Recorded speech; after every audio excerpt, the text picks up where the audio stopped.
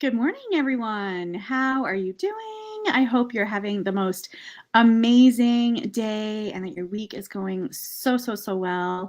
I wanted to come to you live because I didn't get to do Motivation Monday yesterday, but I did do a live on Sunday. If you haven't watched that, I'd really recommend going back and doing it. I told a little bit about my story and some exciting news and some exciting things that I'm working on. And I would just love to hear what you think.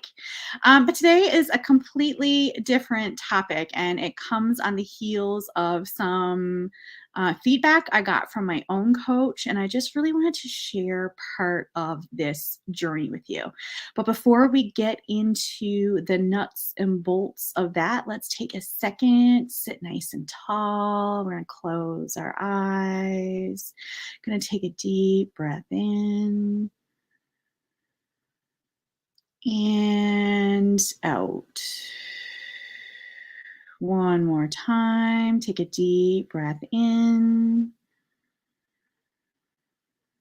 and out. Yay. So excited to be here with you this morning.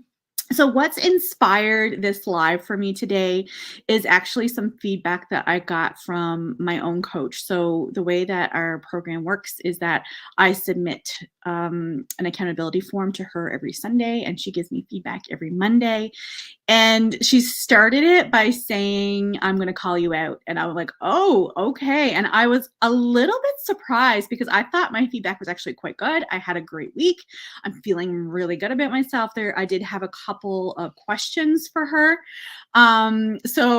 But what's so awesome about working with someone, and I've been working with her for 2 years, so she knows me really well by now. She really understands my personality, the patterns that show up consistently for me, the issues that I'm working with, the things that I'm working towards. So like, it's such a valuable thing to have an objective person to be able to look at where you are, what you're doing, how you're showing up, and help you decide how to move forward. And didn't even really tell me how to move forward. She just gave me some things to think about, and helps me make decisions that push myself forward. It's such a valuable relationship. So basically what happened is she uncovered some patterns in what I was saying and how I was saying it, which is an amazing thing to read between the lines, of self-sabotage, of resistance, of putting too much pressure on myself, and of shame. So those are all things that I've dealt with in the past, and I feel like I've been doing so well. But I have zero judgment for myself for falling back into this habit, and I haven't fallen straight back into a habit. It's not like I'm completely off the rails. It is nothing like that. It is just very unconscious things that we say and do that really shine a bright light on how we actually feel. And of course, how we feel is the most important thing. And so challenging the thoughts, the feelings, and beliefs that are coming up is super important. And I've gotten really good at that. I can usually tell when I'm falling into a pattern, but I honestly did not see it because it was so subtle. So just to give you kind of an explanation. So I'm writing a book. So excited about that. I started on February 11th. And for the most part, I've been doing a little bit of writing each day, but this last week, I hardly did any at all. I did a little bit, but not very much. I had a couple of ideas. I threw it into my notes, and I went on about my way doing other things because I'm working on so many different things right now.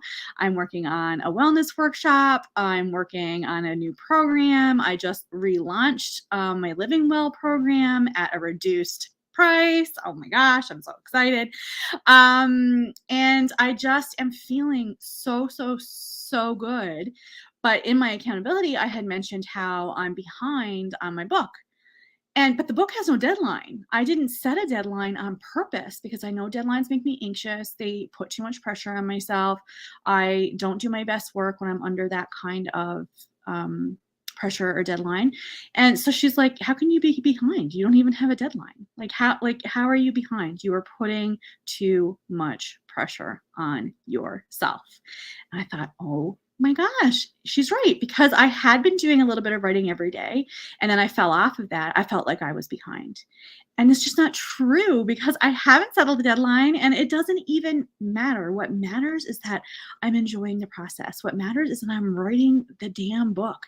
It matters that I'm showing up and that I'm allowing it to be what it is. And I am enjoying other aspects of my life while I'm still writing my book. I'm not solely focused on the one thing, that I am allowing myself to have a full life, that I am taking care of my body, and that I am taking care of myself, and that I am taking care of my relationships. And I also was feeling a little bit guilty for all the work that I've been doing on my workshops and my programs and all those things, that I felt guilty because I wasn't spending as much time with my husband as I normally do.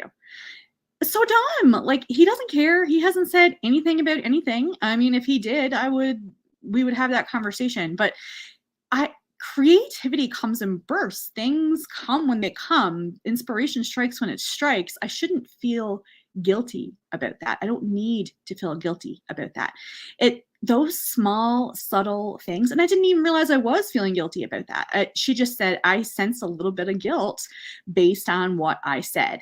So it's just really incredible, the bright light she is able to shine on the subtle statements that I make, that really allows her to give me the best possible feedback and to ask me some meaningful questions that I can do some journaling on, and I can decide at any time to look at it differently. And that is such an empowering thing, to flip the script, to look at something one way and then say, I don't need to feel guilt or shame around this. I am being present in this moment. I am being present in creating this for the women who want healthier, happier, more fulfilled lives. I am doing my best work so I can help more people. And me helping more people helps me feel more fulfilled, which makes me a better wife, which makes me a better partner, which makes me a better friend, a better coworker.